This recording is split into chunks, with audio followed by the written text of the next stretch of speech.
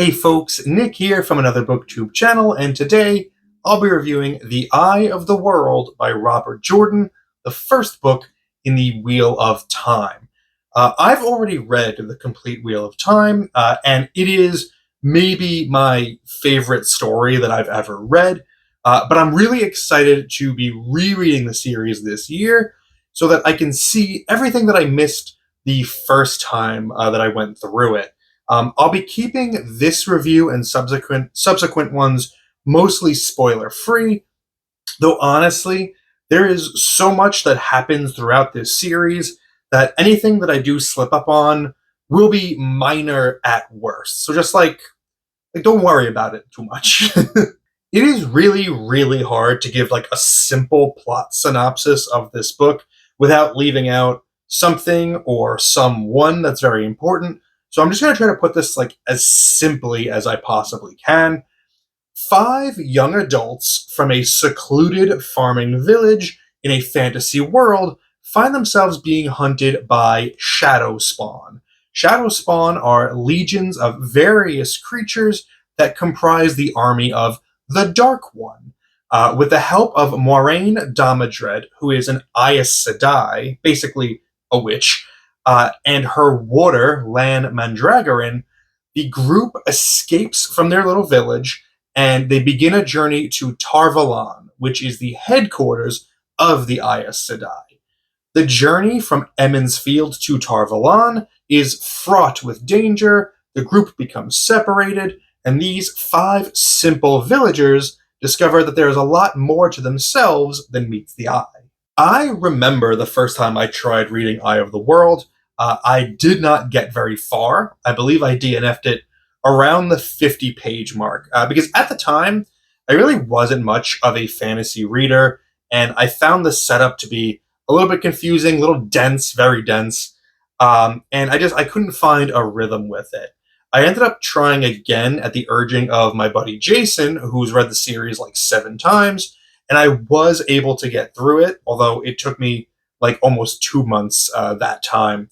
Having completed the entire series since then, I think I see now what the probable reason was for that struggle, and it's the fact that Eye of the World is full of setups for which we won't get payoffs until like 13 books later.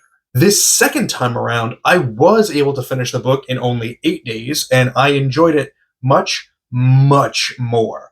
It feels obvious to say, but knowing what I'm actually looking for was actually a huge help in being able to both follow and understand what was going on throughout this book.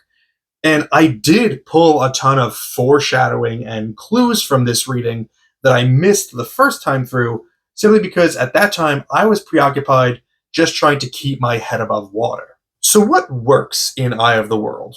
Well, a lot does. Firstly, I really adore these characters. Now, I'm willing to grant that this may be being colored by my prior experience with the series, so I'm projecting what I already know onto the ones that appear in here, because a lot of the major characters don't really have a lot to do yet.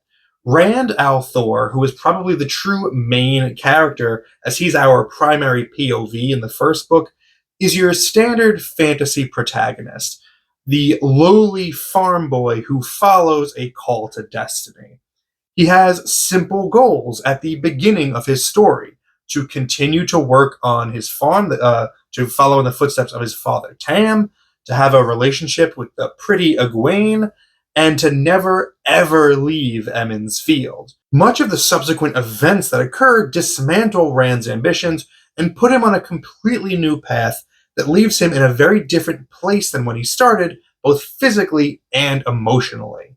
Perrin Ibarra, who I'm going to tell you right now is my favorite character of the whole series, also has a really solid start here.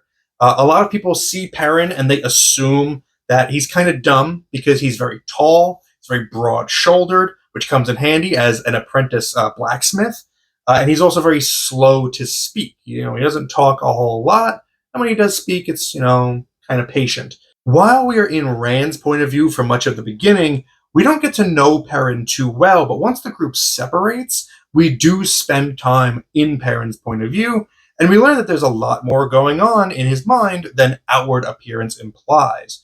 He's slow to speak because he likes to take time to choose his words carefully, and despite his brutish size, he abhors violence.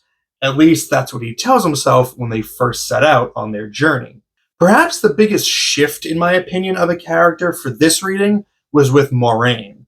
She has this unbelievably important task to save the world, and she has to do so by wrangling a bunch of annoying, moody 19-year-olds who waver from actively afraid of her to openly disobedient. She essentially becomes a single mother of 5 in an instant, and she is exhausted by it, and I feel for her. It kills me not to talk about Nynaeve or Lan or Mat at all, but I want to keep this video somewhat short, so I'm going to move on to another excellent aspect of this book, which is the world building. There is so much to this world, and the crazy thing is that this is only some of it. This is but a fraction of a full scope of the Wheel of Time, and I think Robert Jordan does a masterful job of getting our feet wet here. To drop everything on us at once would have been truly overbearing, and it would have collapsed the series before it even gotten started. Instead, we are fed information about the world at a reasonable pace so that the knowledge accrues cumulatively and therefore goes down easier. He's able to accomplish this by starting with Emond's Field. Well, technically he starts with the prologue, which without context is crazy difficult to understand, but by starting the main story in a small village that is secluded from the rest of the kingdom, the reader is able to stand in the place of the villagers who know nothing. The only thing they ever hear about the outside world are rumors and the occasional news from a traveling merchant. So everything is new to them, allowing us to discover the world in real time along with them. For instance, the magic system in which the Aes Sedai access the one power from the true source is explained to us. And then from that, we know that only women can access it safely, which leads us to finding out why men can't wield it safely, which leads us to finding out about the breaking of the world, which leads to us finding out about the different Ajas of the Aes Sedai.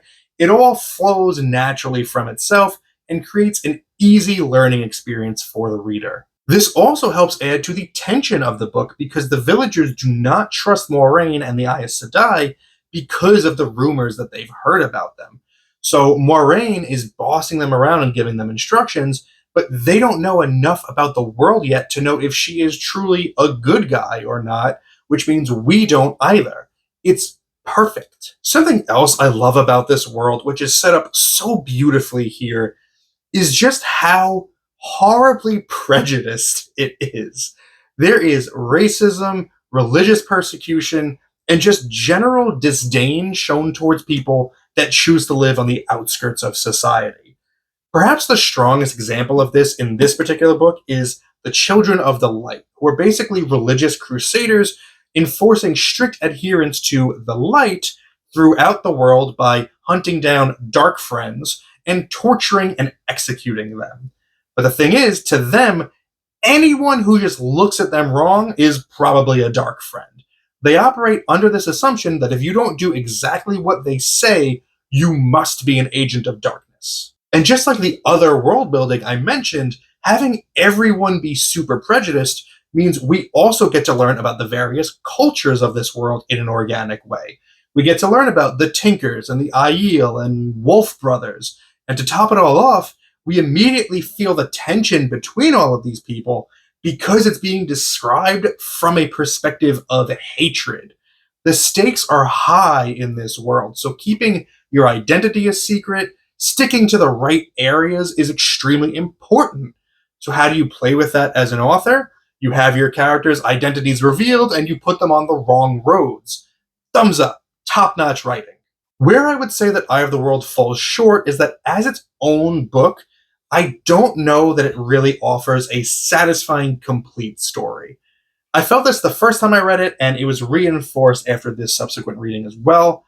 Obviously, this is just part one of a much longer story, But just like with TV shows, I do believe that episodic books or movies should try to offer a satisfying standalone experience. Eye of the World spends a tremendous amount of time and energy building this world, introducing multiple magic systems, giving us a lay of the land, creating conflict, and then it ends with something called the Green Man. The Green Man to me comes out of nowhere, feels very out of place, and the whole concluding scene with him at the Eye of the World just makes me feel like Jordan hadn't quite figured out yet what he wanted to do with all this. I couldn't find a way to fit this into the review organically, but I wanted to mention one of my favorite character bits is how Rand, a few times during the book, fumbles a conversation with a girl, and then in his head, he thinks that he wishes that he was like Perrin, because Perrin is really good at talking to girls. But then later, Perrin botches a conversation with a girl and thinks in his head that he wishes he was like Rand, because Rand knows how to talk to girls. That is just so delightful to me. Like, these two big dumb idiots who just don't know nothing. The Eye of the World is absolutely a challenge, and it's only the first one in a long journey through the rest of the series, but it's one well worth persevering through. The little glimpse that we get of the world is developed well, and the lore is really fun to get yourself lost in. Even with a weak finale spoiling the experience a bit, my arbitrary and subjective grade for The Eye of the World by Robert Jordan is 7.5 out of 10.